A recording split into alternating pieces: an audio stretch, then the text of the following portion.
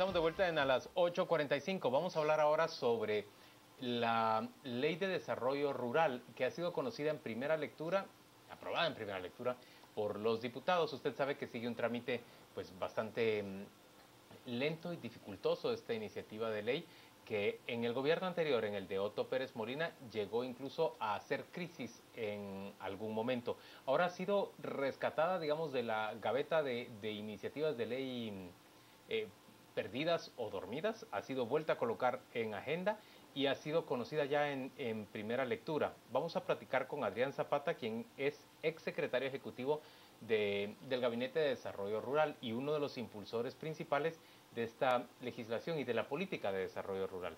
Nos acompaña también Carlos Hernández, quien es agrónomo y es integrante de la Alianza para el Desarrollo Rural Integral. Bienvenidos los dos, gracias por acompañarnos. La primera vez que se presentó la ley de desarrollo rural, recuerdo yo que en la encerrona que se hizo en el Congreso por parte de algunas organizaciones campesinas, en primer lugar, Líder se cuarteó. El PP no acató la disciplina partidaria, todos tuvo una mitad adentro y otra mitad afuera, y al final de cuentas la Cámara del Agro, dicen, logró su cometido de neutralizarla. En estas circunstancias actuales, me decía la gente del PP, algunos diputados, que era una oportunidad de oro para hacerla, para promoverla, porque al fin y al cabo ya el sector privado les había zafado la alfombra y también Líder estaba resentido con la Cámara del Agro, con el CACIF en general para poder acelerar esa aprobación. ¿Es este mapa correcto, Adrián? Mira, yo no sé cuáles son los amores y odios que hay atrás de esta dinámica y cuáles son las intenciones subyacentes según unos u otros actores. Lo que yo estoy convencido es que la Ley de Desarrollo Rural es una necesidad para el país y que además es producto de un largo proceso de construcción. De acuerdo, pero eso no quita la realidad de que se necesita sumar votos para aprobarla. Y esto depende de factores que no necesariamente están asociados a las grandes necesidades del país. Sí, porque si no, otro fuera el rumbo del Estado. Si no ya hubiera pasado, claro, hace años, ¿no? Pero digamos ahora, miremos ese análisis entonces. ¿Cómo está ahora la correlación de fuerzas? Mira, yo creo que de cara al proceso electoral hay un voto sustancial que está en disputa, y es el voto del líder, que es un voto fundamentalmente rural. El tema de la Ley de Desarrollo Rural es un denominador común a todas las organizaciones campesinas, yo te diría a todas las organizaciones populares. Más allá de las diferencias que puedan tener entre ellos, si hay un tema que los une, es el tema de la política y de la Ley de Desarrollo Rural. Me podrás decir que a nivel de dirigencia y que a nivel de las bases no se tiene ese nivel de conciencia y conocimiento, pero es relativo, porque en el imaginario de las bases de las organizaciones campesinas, el tema de la reivindicación de la política y de la Ley de Desarrollo Rural está presente. Por consiguiente, el tema de poner en primer plano la política de desarrollo rural puede ser, la Ley de Desarrollo Rural, perdón, puede ser un atractivo para el voto rural que está sin duda en disputa en este momento. ¿Qué le favorecería en ese caso a la UNE? Me parece que es porque FCN Nación no tiene bancada en el Congreso y no toca pito todavía en este asunto. Es que yo entiendo que fue la UNE la que promovió que se agendara para ser conocida por el Pleno. Carlos Hernández, si le quisiéramos explicar a nuestra audiencia, ¿por qué razón es importante que se apruebe la Ley de Desarrollo Rural? ¿Cómo se le puede decir así en palabras sencillas? Mire, yo creo que hay una crisis evidentemente en el campo guatemalteco, hay una pobreza latente, hay una crisis ambiental y evidentemente la Ley de Desarrollo Rural promueve que el Estado guatemalteco vea hacia eso, hacia el área rural guatemalteca, es decir, canalice esfuerzos a esa población realmente olvidada, marginada, a esos ciudadanos guatemaltecos que diría yo de segunda, tercera categoría, que han estado discriminados de toda posibilidad de desarrollo. Ahora, Carlos Hernández, en el caso de la mirada del Estado hacia la, usemos la palabra del expresidente Pérez, Guatemala profunda, por una parte vemos que no ha habido resistencia de parte de sectores tradicionales de poder económico, el CACIF, hacia las políticas sociales. las políticas transferencias de fondos, transferencias de fondos, bolsas, fertilizantes, etcétera. Pero sin embargo sí hay una gran resistencia hacia la ley de desarrollo rural. ¿Qué es lo que irrita tanto a la Cámara del Agro? Yo creo que aparecen fantasmas y el fantasma es digamos, el eje dentro de la política, el eje agrario. Es decir, cuando se toca el eje agrario, que realmente dentro de la ley de desarrollo rural no se habla de una reforma agraria, digamos, confiscatoria, ni mucho menos. Yo creo que ese tabú es lo que irrita realmente al sector productivo de este país, digamos. Adrián, ¿hay algo en la ley de desarrollo rural que pueda hacer a alguna persona temer un reparto de tierras, una confiscación y reparto de tierras? Bueno, que huela y que tema puede ser, pero que exista realmente no. Existe. Yo creo que efectivamente hay un prejuicio en relación con eso. Un prejuicio que tiene toda una raíz histórica y un imaginario que lo promueve. Ahora, la ley de desarrollo rural y la política que contiene es una política multi e intersectorial. O sea, reconoce que el tema del desarrollo rural no es un tema agrario o agrícola, que es un tema multi e intersectorial, y que la política de desarrollo rural está constituida por 11 políticas sectoriales diferentes, y una de ellas es el tema agrario. Ahora, en relación al tema agrario, sí plantea la necesidad de promover el acceso a la tierra y evitar la reconcentración, tratar de que hayan incentivos para que no se concentre la propiedad de la tierra. Pero digamos que eso va en contra de los intereses de los productores de palma africana, de hule, de azúcar, que en términos generales procuran concentrar mayor cantidad de tierra para mejorar su rentabilidad. Eso podría ser una interpretación, pero es que en el artículo 10, que ese es el artículo realmente que abre todas las discrepancias. Aunque se habla de la necesidad de promover el acceso a la tierra, incluso en la versión originaria dice de democratizar el acceso a la tierra, también lo circunscribe al marco constitucional y legal vigente. O sea, ese marco legal y constitucional vigente protege la propiedad privada. No habría por qué temer una pretensión de acceso a la tierra y democratizar la estructura, que creo que es un valor deseable, si lo que se pretende hacerlo es en el marco constitucional y legal vigente. Ahí es donde ellos deberían de sentir más seguridad. De sentirse protegidos. Claro, por supuesto. Ahora, es todavía a estas alturas del siglo, diría yo, favorable para el crecimiento económico, favorable para el desarrollo, insistir en el acceso a la tierra de campesinos y en la creación de más minifundios. Yo creo que el acceso a la tierra no necesariamente va a llevar al minifundio.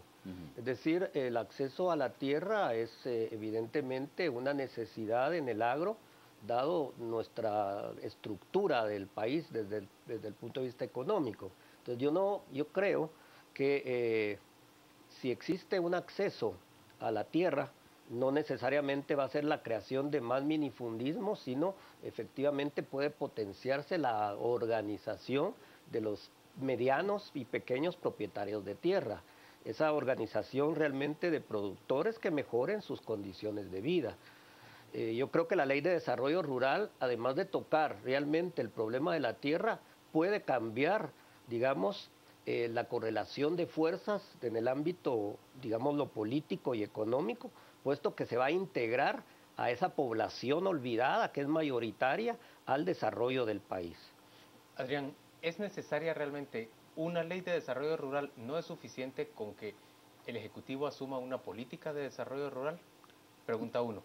Y pregunta 2, ¿por qué seguir temiéndole a la ley de desarrollo rural si entiendo que las enmiendas que ahora han sido aceptadas para su aprobación fueron desarrolladas por un diputado como Oliverio García, que en términos generales es una especie de hombre del sector privado dentro del organismo legislativo?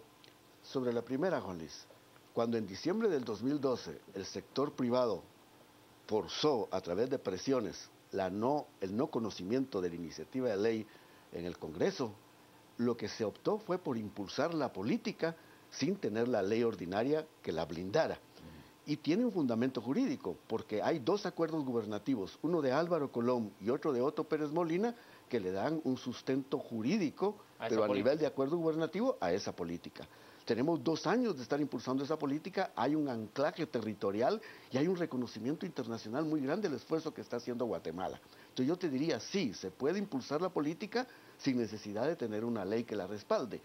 Pero así como es la situación en nuestro país, donde las políticas públicas son completamente inestables, y una política de desarrollo rural debe ser una política de Estado de largo plazo.